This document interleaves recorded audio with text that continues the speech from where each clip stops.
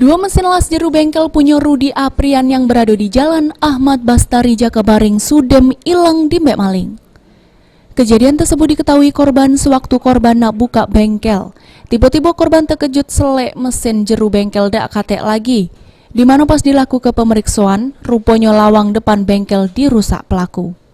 Menurut keterangan korban, kejadian tersebut terjadi saat bengkel ditinggal balik ke rumah oleh korban.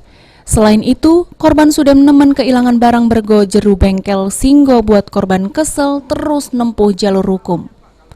Kehilangan barang Pak di bengkel di depan Mang Sumsel, kita nak buat laporan kehilangan atas kehilangan yang barang alat-alat bengkel. Ceritanya cak mana Pak hilang? Jadi tinggal aja. Bengkel itu memang tertutup rapat dan kita tinggal memang kadang kita tidur situ, kadang balik. Nah ini pas kita balik jam 9 malam masih aman. Nah balik pagi tadi jam setengah 8 pagi rupanya lah sudah terbuka.